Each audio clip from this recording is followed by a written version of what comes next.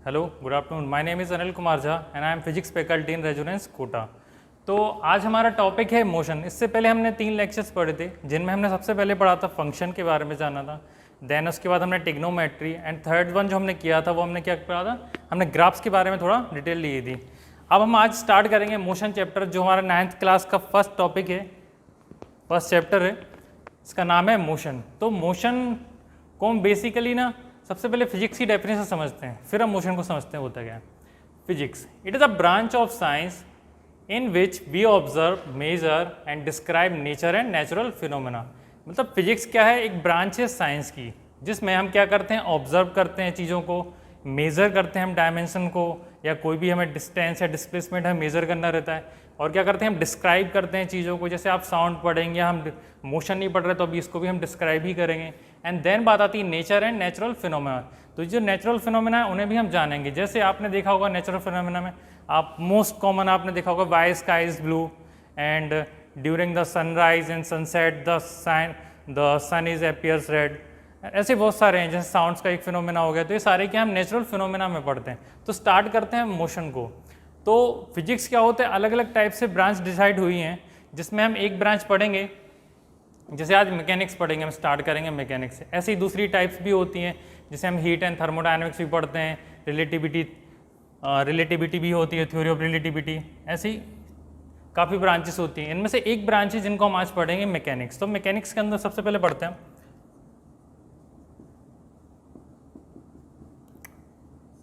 Mechanics. Basically motion को हम जो पढ़ते हैं वो मैकेनिक्स के अंदर पढ़ते हैं।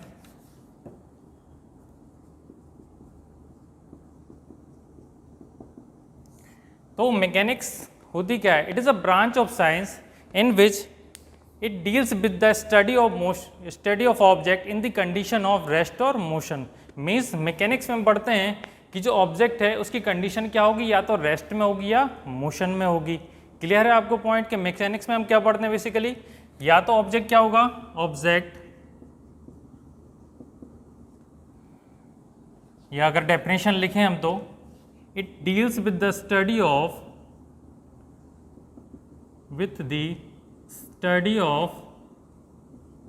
Object in the condition of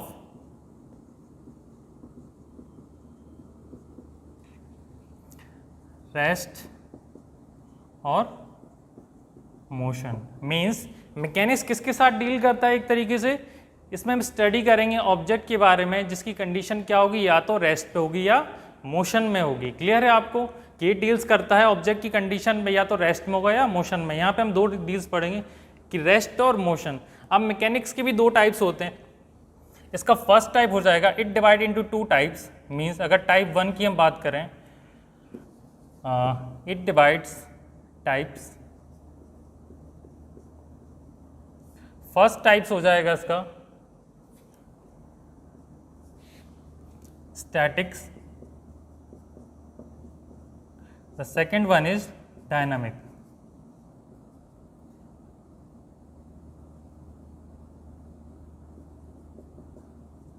clear है। मीन्स मैकेनिक्स को 2 पार्ट्स में डिवाइड किया कि स्टैटिक्स एंड डायनेमिक्स। आपको थोड़ा नाम से समझ में आ रहा होगा, स्टैटिक्स मीन्स कोई चीज़ यहाँ पे रुकी हुई है, डायनेमिक्स में कहीं ना कहीं कोई मोशन का हो रहा है। पर स्टैटिक्स में क्या होता है कि एक्चुअली यहाँ पढ़ते हैं, चलो क्लियर करते हैं पॉइंट। सबसे पहला हेडिंग डालते हैं स्टैटिक्स। क्लियर है। मैकेनिक्स को क्या हुआ, ये स्टडी किसके ऑब्जेक्ट के ऊपर करेंगे, कितनी कंडीशन में, ऑफ रेस्ट और मोशन। मतलब ये डील्स करता है स्टडी किसमें, रेस्ट और मोशन के साथ, जो ऑब्जेक्ट की कंडीशन होगी। इसके 2 टाइप्स निकल के आते हैं, स्टैटिक्स एंड डायनेमिक्स। तो सबसे पहली बात करते हैं statics. It deals with the study of object in the condition of rest. कि जब भी कोई ऑब्जेक्ट की कंडीशन रेस्ट में है तो वो किस में डील होगा, वो होगा हमारा स्टैटिक्स में पढ़ेंगे हम उसको। क्लियर है point.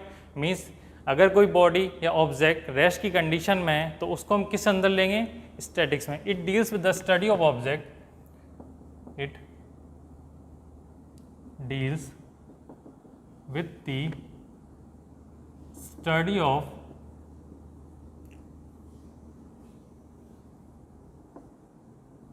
object in the condition of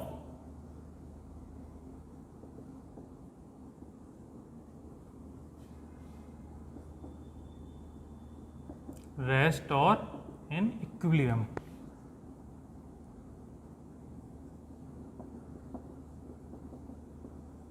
clear है? इसमें हम डील्स करेंगे कैसे, ऑब्जेक्ट की कंडीशन किस पे, कि रेस्ट में हो या इक्विलिब्रियम में हो। मीन्स अगर एग्जाम्पल पे हम बात करें, a board, a table in a room with respect to the student। Means अगर हम बात करें, एग्जाम्पल लें, तो रेस्ट की कंडीशन क्या होगी कि अगर कोई बोर्ड या टेबल है, जैसे ये बोर्ड ही है, तो इस क्लास के सराउंडिंग में क्या है, इसकी पोजीशन रेस्ट पे है। और किसके सराउंडिंग है, मतलब किसके रिस्पेक्ट में बात करें, तो यहाँ पे जो स्टूडेंट है उनके सराउंडिंग में क्या है, रिस्पेक्टिवली क्या हो जाएगी, ये चीज़ रेस्ट पे हो जाएगी। सेकेंड बात करते हैं हम डायनेमिक्स की।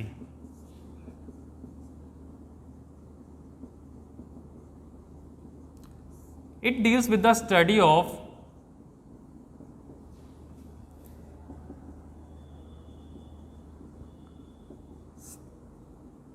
it deals with the study of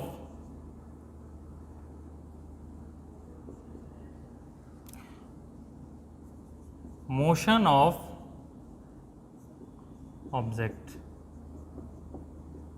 means यहाँ पे हम क्या डील्स करेंगे, it deals with the study of motion of object. यहाँ पे ऑब्जेक्ट की मोशन को की कंडीशन को क्या करेंगे, डील करेंगे। अब डायनेमिक्स में भी टू टाइप्स होते हैं। जब मोशन डील्स हो रहे हैं तो कहीं ना कहीं पे फोर्स लग रहा होगा या कहीं पे फोर्स नहीं काम हो रहा होगा। तो हम यहाँ पे इसके दो टाइप समझते हैं। इसके टाइप्स क्या हो जाएंगे, इसके फर्स्ट टाइप हो जाएगा काइनेटिक्स,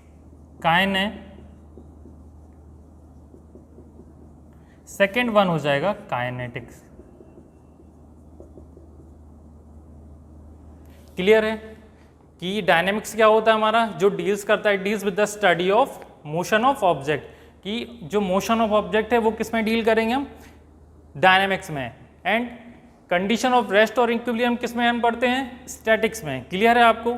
अब स्टैटिक्स पढ़ते, डायनेमिक्स में पढ़ते हैं हम कि काइनेमेटिक्स क्या होता है एंड काइनेमेटिक्स क्या होता है। सबसे पहले काइनेमेटिक्स की बात करते हैं। तो काइनेमेटिक्स में होता क्या है, बेसिकली ये मोशन की, ऑब्जेक्ट का मोशन तो करता है पर इसमें क्या करता है, कॉज कंसीडर नहीं करते हैं। Without considering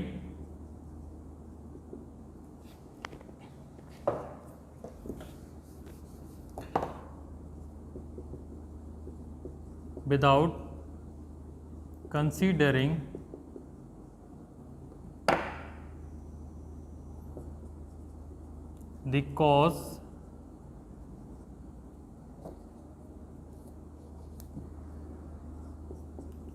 of motion. Means अब इससे हम मोशन तो पढ़ेंगे, मोशन ऑफ ऑब्जेक्ट, पर हम क्या करेंगे इसमें, without considering the cause of motion.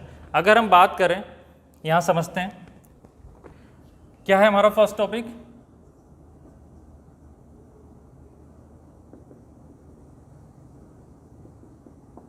Kinematics. Means it deals with the study of object, study of motion of object in the without considering the cause of motion. इसमें हम क्या करेंगे, motion के कॉज को कंसीडर नहीं करेंगे। Means जैसे हम सिर्फ ये पढ़ेगी, कोई अगर बॉडी मूव कर रही है तो हम उसमें सिर्फ मोशन में क्या फाइंड करेंगे, उसमें डिस्प्लेसमेंट कितना हुआ, उसमें टाइम क्या निकला हमारा। यहाँ पे हम क्या करेंगे, कॉज को नहीं लेंगे। मीन्स कॉज क्या होता है किसी भी चीज़ का, जैसे अगर कोई बॉडी मूव हो रही तो कहीं ना कहीं उसमें फोर्स एक्ट हो रहा होगा, तो ये कॉज हो जाता है उसका, उसको हम दूसरे टॉपिक्स में लेंगे।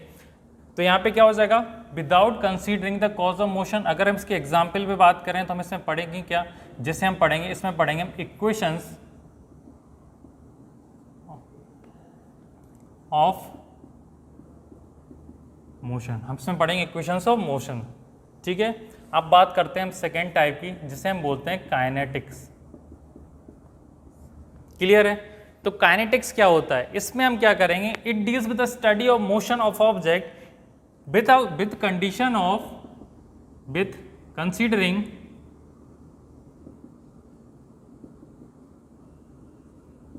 the cause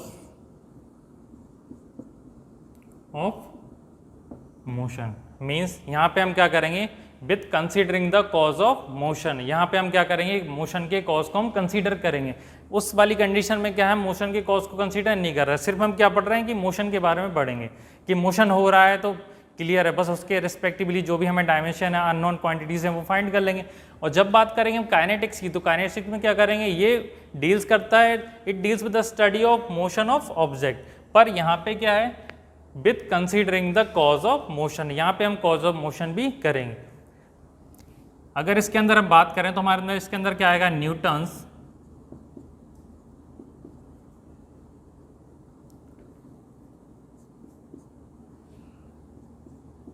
लॉस ऑफ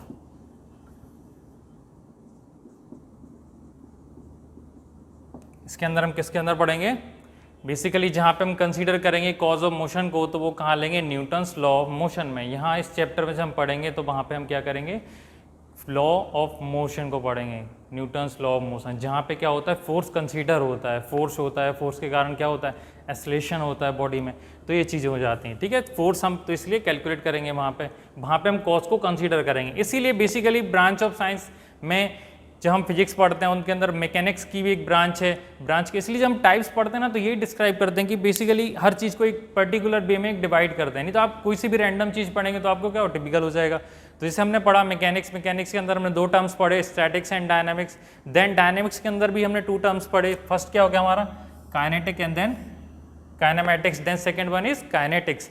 तो हमने काइनेमैटिक्स को समझा, वहाँ पे क्या होता है, without considering the cause of motion, पर मोशन ऑब्जेक्ट ऑफ मोशन को हम क्या करेंगे, डील्स तो करेंगे, और यहाँ पे क्या करेंगे, with considering the cause of motion, जिसमें हम पढ़ेंगे Newton's law of motion. Clear है आपको पॉइंट? चलिए अब आगे चलते हैं। अब आपने गौर किया होगा कि जब मैं बार बार आपको ये सारे टर्म्स पढ़ा रहा था तो 2 कंडीशन बार बार निकल के आ रही थी। एक तो आ रहा था रेस्ट क्या होता है, और एक मोशन आ रहा था। 2 टर्म्स बार बार आए थे, तो हम एक एक करके दोनों को समझते हैं। सबसे पहले अगर बात करेंगे तो हम रेस्ट ही करते हैं। फर्स्ट टर्म हो जाएगा हमारा रेस्ट। ये क्या होगा, व्हेन अ ऑब्जेक्ट या position of object does not change with respect to the surrounding और with passage of time. Means अगर किसी ऑब्जेक्ट की पोजीशन है वो चेंज नहीं हो रही, किसके अराउंडिंग, इस सराउंडिंग के अराउंड, ठीक है, और अगर पैसेज ऑफ टाइम चेंज हो रहा है, मीन्स अगर हम स्टैंडर्ड डेफिनेशन लिखें तो क्या हो जाएगा, if the position of object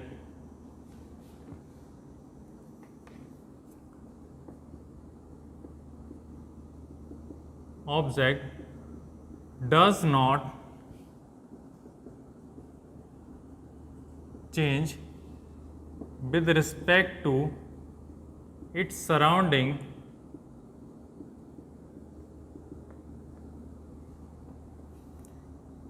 with passage of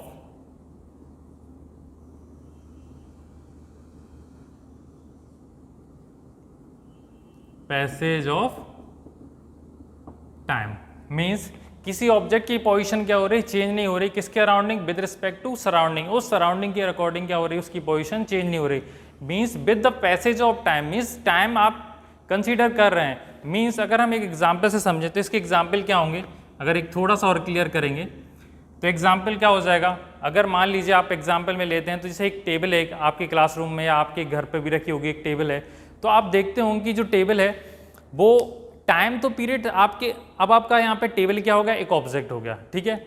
आपका जो रूम है, जिस रूम में रखी हुई, यहाँ पे जैसे क्लासरूम है तो क्लासरूम में रखा हुआ है, एक टेबल रखी हुई है, उसकी पोजीशन उस सराउंडिंग के अराउंड, सराउंडिंग क्या हो गया, यहाँ पे ये रूम हो गया, ठीक है। अब यहाँ पे क्या हो रहा है, पैसेज ऑफ टाइम चेंज हो रहा है। मीन्स अगर आपने अभी 1 बजे स्टार्ट करा था देखना इस टेबल को, तो अगर आप 2 घंटे बाद भी देखेंगे तब भी उसकी पोजीशन क्या होगी, चेंज नहीं होगी। मीन्स चेंज क्या हो रहा है, टाइम तो चेंज हो रहा है, क्योंकि यहाँ पे ऑब्जेक्ट क्या हो रही है, पोजीशन चेंज नहीं हो रही, तो उसको हम किसके अंदर कंसीडर करेंगे, हम पढ़ेंगे रेस्ट के अंदर। क्लियर है आपको?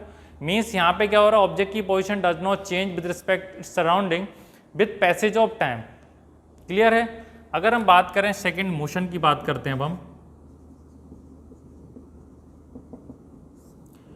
इसकी डेफिनेशन हो गई, if the position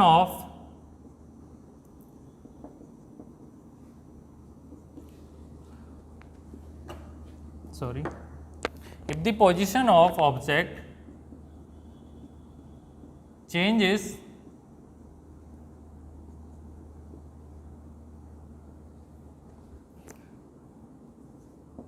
with respect to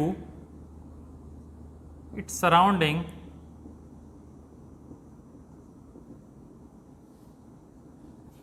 with the passage of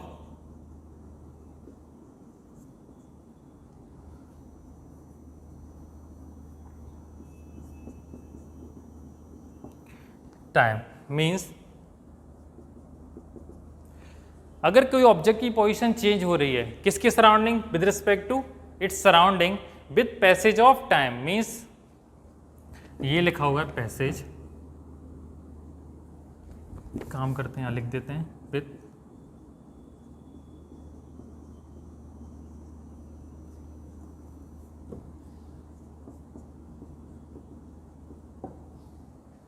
with the passage of time. Means अगर किसी ऑब्जेक्ट की पोजीशन क्या हो रही, चेंज हो रही है किसके, उस सराउंडिंग के रिस्पेक्ट में, with the passage of time, मतलब टाइम के अकॉर्डिंग। तो क्या हो रहा है यहाँ पे कि टाइम चेंज हो रहा है, ऑब्जेक्ट की पोजीशन भी क्या हो रही है, चेंज हो रही है। तो हम यहाँ पे कंसीडर क्या कर सकते हैं, उसको क्या बोल सकते हैं, मोशन। मीन्स अगर आप एग्जाम्पल से समझें कि एक कार है जो एक स्ट्रेट रोड पे क्या हो रही है, रन, मतलब मोशन में है।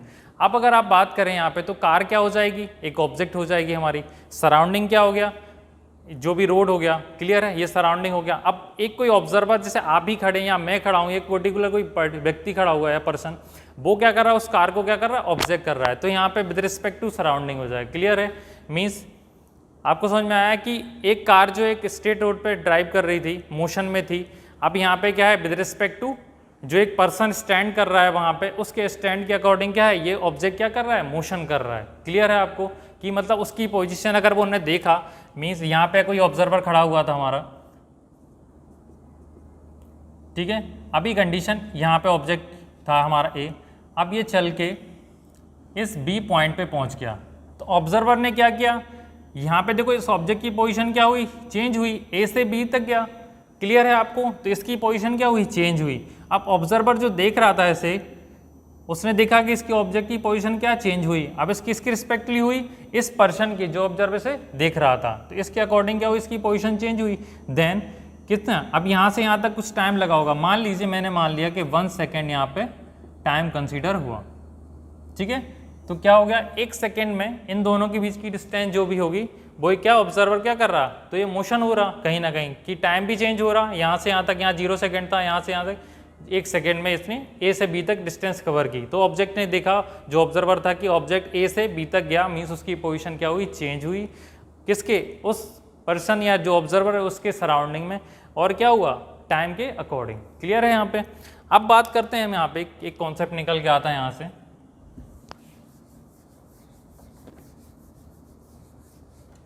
थर्ड बात करते हैं हम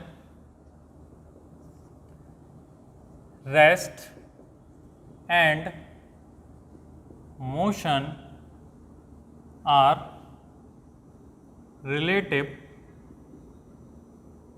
टर्म्स। मीन्स अगर हम बात करें, rest and motion are relative terms, ये एक दूसरे के क्या होते हैं, रिलेटिव टर्म्स होते हैं। मीन्स आप ये नहीं कह सकते एब्सोल्युटली कोई बॉडी या तो रेस्ट में या मोशन में है।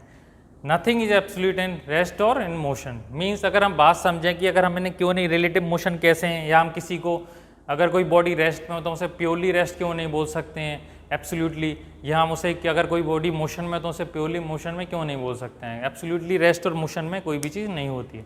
कैसे, एक एग्जाम्पल से समझते हैं। Let's suppose rest and motion are relative terms. मान लीजिए आप एक ट्रेन में ट्रेवल कर रहे हैं, अब आपने देखा कि आपके पास जो एक को पैसेंजर बैठा हुआ था, तो उसकी पोजीशन आपके अकॉर्डिंग क्या थी, आप यहाँ पे क्या हो गया, सराउंडिंग हो गया उसके लिए, तो आप उसको देख रहे हैं, तो आप उसकी पोजीशन क्या हो रही है, आपके अकॉर्डिंग चेंज नहीं हो रही, क्योंकि वो भी आपकी तरह ही सीट पे बैठा हुआ है आपका को पैसेंजर। पर आप जब बाहर देखते हैं तो एक प्लेटफॉर्म, वो क्या हो रहा है, जब प्लेटफॉर्म तो फिक्स है अपनी पोजीशन पे, उस प्लेटफॉर्म के रिस्पेक्ट में अपनी ट्रेन क्या हो रही है, मूव कर रही है, मीन्स मोशन है। तो अब आपने यहाँ पे ऑब्जर्व करा होगा कि यहाँ पे क्या बोला मैंने, कि एक पर्टिकुलर आप या मैं, कोई भी एक व्यक्ति, एक पर्सन था जो एक ट्रेन में बैठा हुआ था, उसने ऑब्जर्व करा कि जो बगल में मेरे पास एक को पैसेंजर बैठा हुआ है, उसकी पोजीशन मेरे अकॉर्डिंग क्या है, रेस्ट में, या अगर पूरी ट्रेन में जो भी लोग बैठे हुए थे वो सारे क्या थे, रेस्ट में थे। अब जैसे ही वो खिड़की से बाहर झांक के देखता है तो उसे एक प्लेटफॉर्म दिखता है और उसकी ट्रेन क्या होती, मोशन में दिखती है। प्लेटफॉर्म तो मोशन नहीं कर रहा था, प्लेटफॉर्म तो फिक्स था, ट्रेन हमारी क्या हो रही थी, मूव कर रही थी आगे की तरफ। तो उसने देखा कि अब जो कंडीशन है उसकी वो क्या हो गई, मोशन में है, पर रिस्पेक्ट क्या यहाँ पे चेंज हो गया, क्या हो गया यहाँ पे ट्रेन हो गया, जो प्लेटफॉर्म है उसके रिस्पेक्ट में ट्रेन का मोशन क्या हो गया, चल रही है, मोशन में हो गई। तो यहाँ पे क्लियर हो गया। एक और एग्जाम्पल समझते हैं। मान लीजिए अभी हम अर्थ पे हैं, तो मैंने बोला मेरी पोजीशन रेस्ट पे है, क्लियर है। पर अगर आज हम बात करें एक पूरे सोलर सिस्टम की,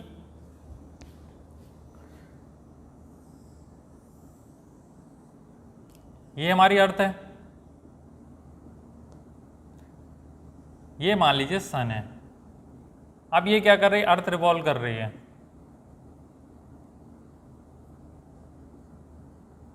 ठीक है। अब मैं इस पे खड़ा हूं, अब ये देखो जो अर्थ है हमारी वो रोटेशन करती है, ठीक है, और सन के क्या करती है, रिवॉल्यूशन लेती है, ठीक है। अब जैसे यहाँ से स्टार्ट हुआ, मान लीजिए अब क्या हो रहा है, कंडीशन की पूरी अर्थ पे सारी चीज़ें हम क्या मान रहे हैं, रेस्ट पे हैं, ठीक है। पर हम जब एक यूनिवर्स की या सन के अराउंडिंग देखेंगे तो सन के रिस्पेक्टिवली इसकी पोजीशन क्या हो जाएगी, चेंज हो रही है, क्योंकि ये अपने एक्सिस पे क्या हो रहा है, रोटेशन कर रहा है। क्लियर हुआ बात। मीन्स एक ही टाइम पे आप रेस्ट पे भी हैं और मोशन भी है, इसीलिए क्या है, rest and motion are relative terms. Means उसी टाइम पे अगर आप देखें किसी को तो वो रेस्ट पे भी हो सकता है और मोशन पे भी हो सकता है। क्लियर है आपको पॉइंट। अब चलते हैं आगे।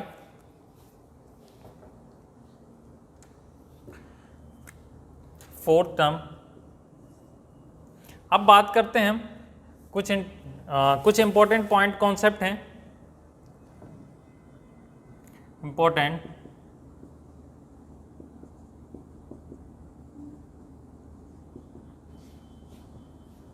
concept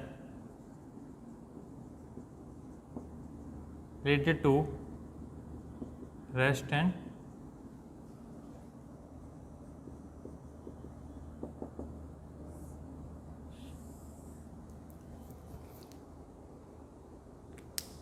रेस्ट नहीं होगा, सिर्फ मोशन होगा।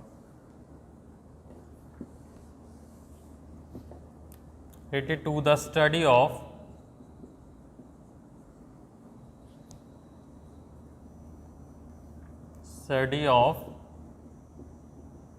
motion of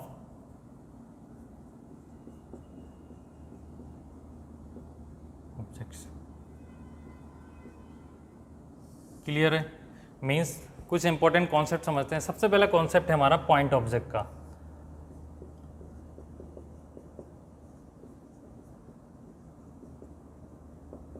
सबसे पहला टर्म है पॉइंट ऑब्जेक्ट का। बात करते हैं पॉइंट ऑब्जेक्ट की।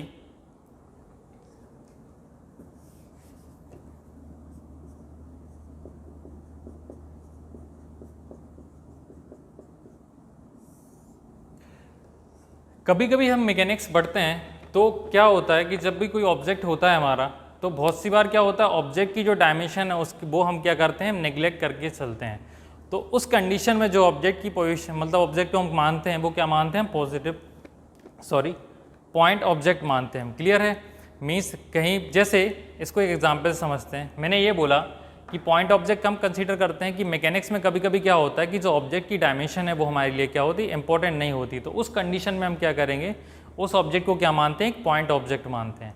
अगर आप बात करें डेफिनेशन की, तो मैं डेफिनेशन से या अगर आप एग्जाम्पल से इसको समझें क्लियर करके, मान लीजिए यहाँ से मेरे को कोटा से दिल्ली तक जाना है। क्लियर है आपको, कोटा से दिल्ली बाय ट्रेन जा रहा हूँ मैं, ठीक है। अब ट्रेन की लेंथ मान लीजिए आपने मान ली 1 किलोमीटर है मेरी लेंथ। ट्रेन की लेंथ कितनी होगी, 1 किलोमीटर। मान लीजिए यहाँ, अब सपोज करो यहाँ से कोटा की डिस्टेंस, कोटा से दिल्ली तक की डिस्टेंस कितनी होगी, कोटा से दिल्ली तक की डिस्टेंस हमने एक अप्रॉक्स मान ली 300 किलोमीटर है। अब ट्रेन हमारी कितनी है, 1 किलोमीटर लेंथ की लंबी है, ठीक है। अब सोचो आप 300 किलोमीटर, और जब बात 1 किलोमीटर की हो रही तो यहाँ पे हम ऑब्जेक्ट की पोजीशन को करेंगे, मीन्स यहाँ पे ऑब्जेक्ट क्या हो जाएगा, ऐसा कंसीडर क्या करेंगे हम, पॉइंट ऑब्जेक्ट कंसीडर करेंगे। क्लियर है आपको पॉइंट।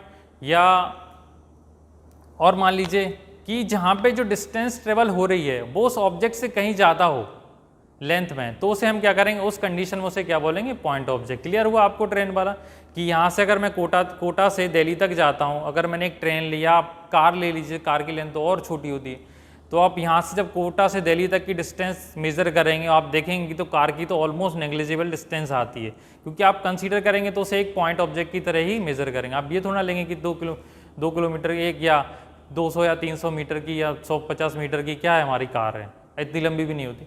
क्लियर है आपको पॉइंट्स? तो ये हो गया पॉइंट ऑब्जेक्ट कंसीडर। पानी नहीं यार,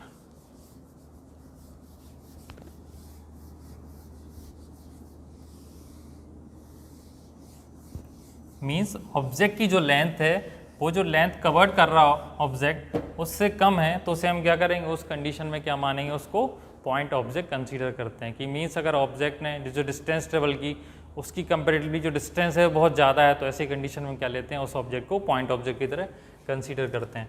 अब बात करते हैं नेक्स्ट टॉपिक की, तो आता है हमारे पास frame of reference.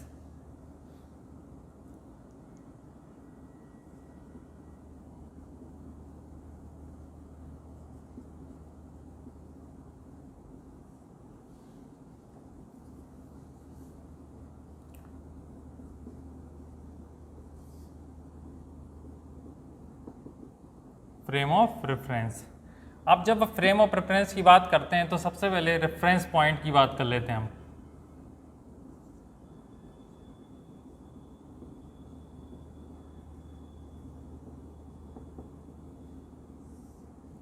Reference point क्या होता है? It is a fix point around which position of object change. Means अगर हम बात करें कि अगर कोई पॉइंट है, हमने एक पॉइंट ले लिया, ठीक है, अब इस पॉइंट के अकॉर्डिंग ये हमारा पॉइंट हो गया ए, या हमने से मान लिया ओ दे देते हैं नाम, ठीक है, तो इसको हम ओरिजिन भी बोल सकते हैं। क्लियर? अब ये हमारा पॉइंट हो गया, इस पॉइंट से अगर रिस्पेक्ट में कोई बॉडी अपनी ऑब्जेक्ट की पोजीशन क्या हो रही, चेंज हो रही है, तो वो हम क्या करेंगे, उसको इसलिए रेफरेंस पॉइंट मानते हैं, जिससे क्या होता है इस पॉइंट की हम डिस्टेंस क्या कर सकते हैं, उसके अकॉर्डिंग मेंटेन क्या चेंज, हम उससे जो भी यहाँ पे डिस्टेंस क्या हो रही है, चेंज हो रही है, उसको क्या कर सकते हैं, मेजर कर सकते हैं। तो पॉइंट ऑफ रेफरेंस पॉइंट समझ में आया कि किसके रेफरेंस अलोंग हम उस ऑब्जेक्ट की पोजीशन को मैच या मेज़र कर रहे हैं। मान लीजिए अगर मैं आपसे बोलूं कि आपको 10 किलोमीटर जाना है और मैं आपको कोई रेफरेंस पॉइंट ना दूं, आपको बोलूं कि आपको 2 घंटे चलना है, ठीक है, अब आप चलते जा रहे हैं, मैंने पूछा आप कहाँ पहुँचे, तो आपने पूछा मैं 2 घंटे से चल रहा हूँ, पर आपने मेरे को रेफरेंस पॉइंट तो बताया नहीं था कि मेरे को पर्टिकुलर इस शॉप से या कोई शॉप ली थी मैंने कि शॉप नंबर 1 से मेरे को शॉप नंबर 2 तक जाने में 2 घंटे लगे, तो आपने कोई रेफरेंस ही नहीं लिया, तो आप कैसे बता सकते हैं, कैसे कंसीडर करेंगे कि मेरी डिस्टेंस कितनी ट्रेवल कर ली? आप बस ये बता पाएंगे मैं 2 घंटे से कंटिन्यू चल रहा हूँ। तो ये इसीलिए रेफरेंस की ज़रूरत पड़ी कि रेफरेंस पॉइंट क्या हो जाएगा, आपको जो आपकी पोजीशन चेंज हो रही है किसी पॉइंट ऑब्जेक्ट की, वो किसी पॉइंट के अकॉर्डिंग हो रही है। क्लियर है? ये एक रेफरेंस पॉइंट हो गया। अब आप कितनी भी डिस्टेंस मेजर करेंगे, तो जब आप मेजर करेंगे हम मीन्स आप ए से ओ से ए पे आ गए, तो ये डिस्टेंस होगी, मीन्स अगर हमने मान लिया इसको 10 मीटर, तो आप बोल सकते हैं कि 1 आवर में मैं 10 मीटर की डिस्टेंस मैंने कवर की। क्लियर है आपको? आवर की जगह और छोटा ले लेते हैं, 1 सेकेंड या 10 सेकेंड। क्लियर है? मीन्स आपने 10 मीटर की डिस्टेंस कवर की कितनी, 10 सेकेंड में। तो अब आपका क्या हो गया, ये रेफरेंस पॉइंट हो गया, जो आपकी अगर ऑब्जेक्ट की पोजीशन को चेंज को क्या बता रहा है। अब बात करते हैं रेफरेंस सिस्टम। अब बात करते हैं फ्रेम ऑफ रेफरेंस। किसी ऑब्जेक्ट की पोजीशन को अगर हमें डिफाइन करना है तो हमें क्या होता है, फ्रेम ऑफ रेफरेंस की ज़रूरत होती है कि अगर कोई ऑब्जेक्ट है तो वो कहाँ पे है, हमें उस पॉइंट की को लोकेट तो करना पड़ेगा ना उस ऑब्जेक्ट को, तो उस ऑब्जेक्ट की पोजीशन को लोकेट करने के लिए हमें क्या चाहिए रहता है, फ्रेम ऑफ रेफरेंस। ये बेसिकली 5 चीज़ों से मिलकर बना होता है। सबसे पहली चीज़ होती है एक्स एक्सेस,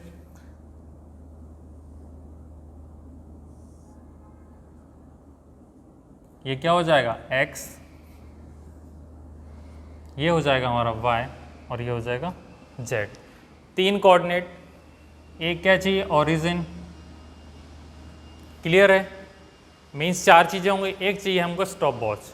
तो मैं 5 चीज़ें यहाँ पे चाहिए रहती हैं और जहाँ पे तीनों आके मिलती हैं कोऑर्डिनेट, उसको क्या बोलते हैं, ओरिजिन।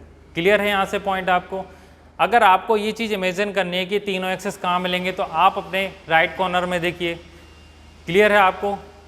तो सबसे ईजीएस्ट वे है इसको समझने के लिए कि देखिए आप जैसे आप अपने घर का राइट कॉर्नर या आप अपने क्लासरूम का राइट कॉर्नर देखेंगे, तो देखो वहाँ पे आपको 3 एक्सेस हुए जाते हुए दिखाएंगे। एक आपको जा रही होगी जो वर्टिकल में, वो एक बाय एक्सेस हो जाएगी, एक इस तरफ आ रही है तो एक्स एक्सेस हो जाएगी, एक देन उस तरफ मूव कर रही है, उसको क्या बोलेंगे हम, जेड एक्सेस। क्लियर है आपको? तो हमारे पास तीनों ही एक्सेस कहाँ पे मिल गए, यहाँ पे। इजी देखने के लिए पॉसिबल क्या हो गया, या अगर हम बात करें राइट हैंड थंब रूल की, अगर हम इसे x ये बाय दे रहे हैं तो ये क्या हो जाएगा हमारा x, और जो सामने की तरफ आ रही है उसको क्या बोलेंगे हम z। क्लियर है आपको पॉइंट ये? मीन्स अगर और अच्छे समझने के लिए आप अपने राइट कॉर्नर में देखिए, ठीक है। अब आप देखेंगे वहां से देखो तीन एक्सेस दिख रही है हमको, एक बिल्कुल सीधी ऊपर जाती हुई दिख रही है, उससे हमने मान लिया y एक्सेस। क्लियर है? देन जो हमारे इधर तरफ हमारी तरफ आ रही है उसको क्या बोलेंगे हम, राइट एक्स, इसको बोलेंगे x axis. Then the third one is y axis, y and third one is z axis. Clear है? x, y and z means ये हमारी ये कॉर्नर हो गया हमारे दीवार का, ये हमारे रूम का, ये कॉर्नर से x आ रही है, ये ऊपर y आ रही है। द थर्ड वन इज बाहर की निकलती है, तो ये थर्ड वन जो थर्ड एक्सिस होगी एक्चुअली में ये क्या होती है, यहाँ पे होती है। तो ये 3D डायग्राम बनता है एक्चुअली में x, y, z का। क्लियर है आपको पॉइंट कि ये y है, x है और ये क्या है z, जो बाहर की तरफ आ रही है। अब ये बाहर नहीं दिख रही थी इसलिए मैंने इसको टिल्ट करके यहाँ बनाया, क्योंकि 2D में ये डायग्राम है। क्लियर है आपको? पर 3D सबसे बेस्ट एग्जाम्पल आप अपने राइट कॉर्नर पे देखिए, वहाँ पे आपको तीनों एक्सेस प्रेजेंट हुई। अब बात करते हैं कि ऑब्जेक्ट की पोजीशन को लोकेट कैसे करेंगे। मान लीजिए वहाँ से एक मैं ऑब्जेक्ट लेके आया और यहाँ पे आ गया। क्लियर है? ये मेरा कोई ऑब्जेक्ट है। अब बात करते हैं इस ऑब्जेक्ट की, तो आप देख रहे होंगे कि ये कुछ एक्स कोऑर्डिनेट में भी जा रहा है, वाई में भी जा रहा है और जेड में भी जा रहा है। मीन्स इसकी पोजीशन अगर हम देख रहे हैं तो ये तीनों ही एक्सेस में क्या हो रहा है, मूव हो रहा है। मीन्स अगर मैं मान लूँ यहाँ पे मेरा कोई पॉइंट है, यही जो मैं दिखा रहा था, तो ये पॉइंट पी को नाम दे दिया, क्या हो जाएगा X, Y and Z. Clear है? तो किसी ऑब्जेक्ट की पोजीशन को कैसे लोकेट करते हैं, आपको क्लियर हुआ कि एक्स वाई जेड, अगर ये पॉइंट यहाँ पे है, ठीक है, या आपको अपनी एक पोजीशन पता करनी, लोकेट करना है, तो कैसे करेंगे। आपकी लोकेशन आप देखिए वहाँ से, तो आपको तीनों एक्सेस से आपकी पोजीशन दिख रही होगी, तो जो आपकी पोजीशन होगी वही क्या बोलेगी, आपकी उसको क्या कर रहा है, आपके पोजीशन को लोकेट कर रहा है। Means X Y Z coordinate में आप जो भी पोजीशन होगी, मीन्स एक्स में आप 2 जा रहे हैं, वाई में 3 जा रहे हैं और जेड में कुछ मान लीजिए 5 या 4 है, तो आपकी जो पोजीशन होगी वो क्या हो जाएगी, ये मीट हो जाएगी। मीन्स एक्स, ठीक है, ये एक्स में कितना आ रहा, वाई में कितना जा रहा है, ठीक है, नीचे से ऊपर आ रहे हैं वाई, एंड जेड में कितना आ रहा होगा, तो ये तीनों एक्सेस क्या हो जाएंगे हमारे यहाँ पे सीन हो जाएंगे। तो यहाँ पे क्या करते हैं, ऑब्जेक्ट की पोजीशन को क्या कर सकते हैं, लोकेट कर सकते हैं ईजिली, कि तीनों एक्सेस में उसके कोऑर्डिनेट क्या क्या होंगे। उस हिसाब से अगर मान लीजिए यहाँ पे हमारा कोई ये क्या था, देखिए ये एक्स था, ये वाई था और ये हमारा जेड निकला। अब हमारा कोई ऑब्जेक्ट यहाँ पे है मान लीजिए, ठीक है। अब तो क्या हो रहा, देखो कुछ एक्स में भी आ रहा है, कुछ ये देखिए वाई में भी ऊपर उठ रहा है और जेड में भी कुछ ये क्या है, बाहर निकल के आया। ठीक है, अगर हम बात करें सबसे पहले यहीं से स्टार्ट करते हैं, तो पहले क्या हुआ, ये ऑब्जेक्ट हमारा यहाँ गया तो एक्स में चला। अब हम बात करते हैं वाई में चला और जेड में कुछ डिस्टेंस आगे आ गया। क्लियर है आपको? तो अब इस प्रोजेक्ट की पोजीशन हम क्या लोकेट कर सकते हैं कि एक्स में कुछ कोऑर्डिनेट आया होगा, वाई में 2 आया होगा, जेड में 3 आया होगा। ऐसे करके हम क्या कर सकते हैं, इसकी लोकेट कर सकते हैं। चलिए अब आगे बढ़ते हैं next concept, motion in 1, 2 and 3 dimension. Motion in 1, 2 and 3 dimension.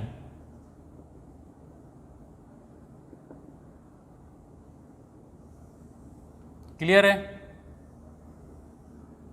Motion in 1, 2 and 3 dimensions. Clear? सबसे पहले करते हैं मोशन इन 1D। पहला पढ़ेंगे मोशन इन 1D। क्लियर है? हम इसमें क्या पढ़ेंगे, मोशन पढ़ेंगे ऑब्जेक्ट की 1, 2 and 3। If only one coordinate, if only one coordinate specify the position of object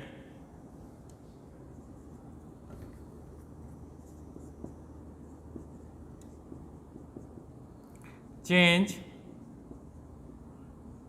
with respect to, यहाँ इसको हम लिखते हैं विद रिस्पेक्ट टू। क्लियर है आपको? मैं यहाँ आपको साइड में यहाँ लिख देता हूँ। जब भी मैं WRT पढ़ूंगा उसको मैं बोलता हूँ विद रिस्पेक्ट टू। क्लियर है?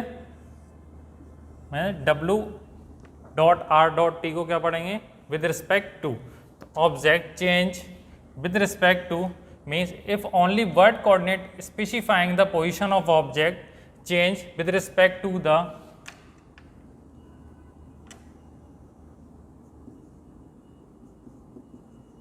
time,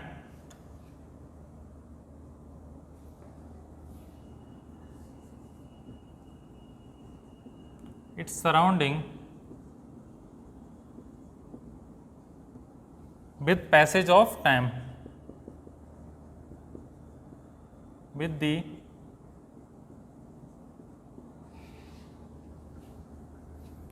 passage of time. Clear है कि अगर तीन में से हमारे पास तीन कोऑर्डिनेट है एक्स वाई एंड जेड, अगर कोई एक कोऑर्डिनेट उसकी डायरेक्शन या उसकी ऑब्जेक्ट की पोजीशन है वो क्या कर रहा है, स्पेसिफाई कर रहा है, बता रहा है कि सिर्फ एक ही कोऑर्डिनेट में क्या हो रहा है, ऑब्जेक्ट मूव कर रहा है, मीन्स एक ही डायरेक्शन में क्या हो रहा है, जो ऑब्जेक्ट हमारा मूव कर रहा है। एग्जाम्पल के लिए आप समझिए motion of a train in a straight line, straight track. ठीक है कि अगर आप बात करें मोशन ऑफ ट्रेन की, ट्रेन को आपने देखा होगा, ट्रेन की ट्रैक बना हुआ था, उसी पे ट्रेन क्या करती, मूव करती है। तो ऐसा नहीं होता कि ट्रैक पे चलते चलते नीचे चलने लग जाएगी, नहीं होती। तो उसका जो मोशन बोलेंगे हम, तो वो क्या हो जाएगा, मोशन ऑफ ऑब्जेक्ट क्या हो जाएगा, वन डायमेंशनल मोशन, क्योंकि जो ऑब्जेक्ट हमारा क्या है, एक ही डायमेंशन में मूव कर रहा है। मान लीजिए हमने कोई ऑब्जेक्ट है, इसको ऊपर से नीचे ड्रॉप किया। क्लियर है, क्या किया मैंने, इसको ऊपर से नीचे ड्रॉप किया, तो अब इसकी पोजीशन भी क्या है, नीचे की तरफ ही आ रहा है। क्लियर है, तो ये भी क्या हो जाएगा, सिर्फ इसका एक ही कोऑर्डिनेट क्या हो रहा है, इसकी पोजीशन को स्पेसिफाई कर रहा है। अगर हम बात करें सेकंड मोशन, तो सेकंड हो जाएगा हमारा motion of motion in 2D। अगर हम बात करें 2D की, तो यहां पे कितने नंबर ऑफ कोऑर्डिनेट्स हो जाएंगे, if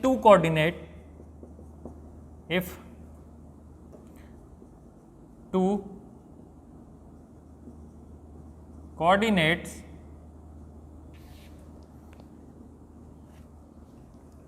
specify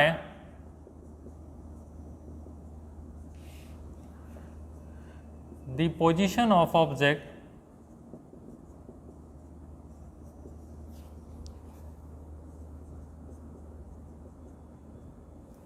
changes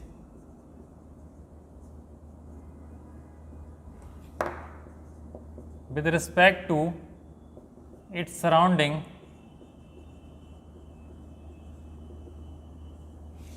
with passage of time।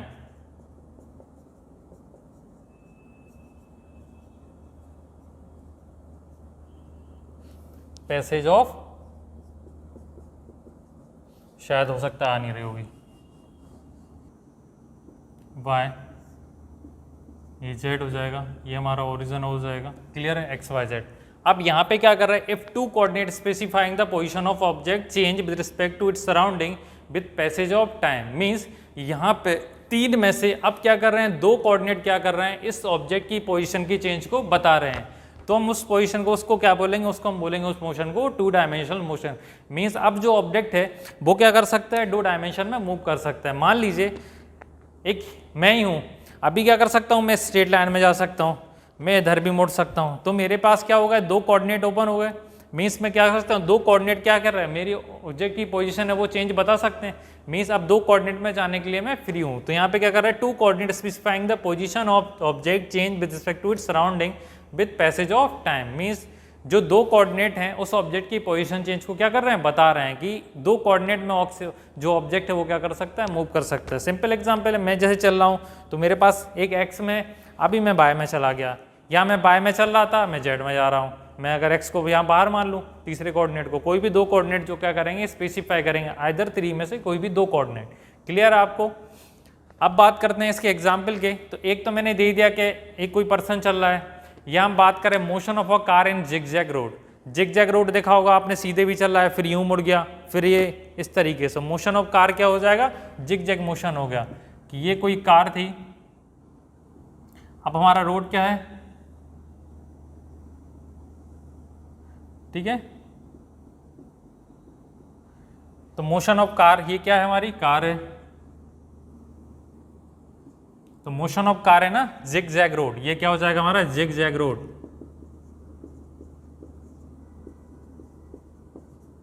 Clear आपको। कि motion of car in zigzag road, तो ये भी किसका आएगा एग्जाम्पल, ये हो गया 2 डायमेंशन है क्योंकि वो 2 डायमेंशन में मूव कर रही है। अगर 1 डायमेंशन, आप इसे 1 डायमेंशन से कंफ्यूज मत होना कि 1 डायमेंशनल मीन्स अपने एक्सिस पे बिल्कुल फिक्स है, वो नहीं में चेंज कर सकती। मीन्स ट्रेन का आपने मोशन देखा होगा, वो सिर्फ पटरियों पे ही चलती है, जैसे हम ट्रैक बोलते हैं। ऐसा नहीं वो ट्रैक से उठ के रोड पे भी चलने लग जाए, नहीं, इसीलिए उसका जो मोशन होता है वो 1 डायमेंशनल मोशन होता है। अब हम बात करें थर्ड वाले की, तो third one is motion in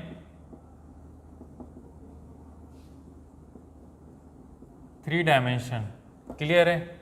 if all the 3 coordinate specifying the position of object change with respect to its surrounding और with the passage of time, means अब यहाँ पे क्या हो जाएंगे, all 3 coordinate, all 3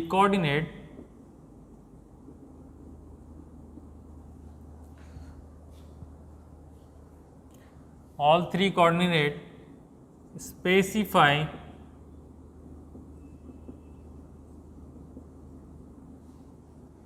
the position of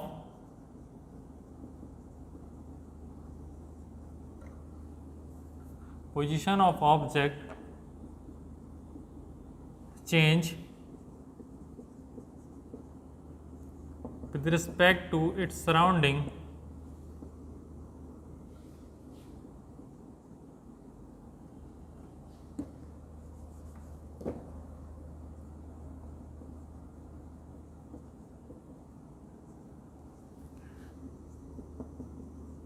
with the passage of time। Clear है? Means all the 3 coordinate. अब यहाँ पे क्या कर रहे हैं, ऑब्जेक्ट की पोजीशन क्या कर रहे हैं, तीनों ही कोऑर्डिनेट क्या कर रहे हैं, स्पेसिफाई कर रहे हैं। पहले में क्या कर रहा था, देखो यहाँ पे सिर्फ एक कोऑर्डिनेट क्या कर रहा था, स्पेसिफाई कर रहा था उस की पोजीशन। सेकंड वाले में 2 कोऑर्डिनेट, मीन्स यहाँ पे क्या करेंगे, all the 3 coordinates means X Y Z, तीनों ही क्या करेंगे, उस ऑब्जेक्ट की पोजीशन को क्या करेंगे, स्पेसिफाई करेंगे। तो हम उस कंडीशन में क्या बोलेंगे, इसको मोशन इन 3 डायमेंशन।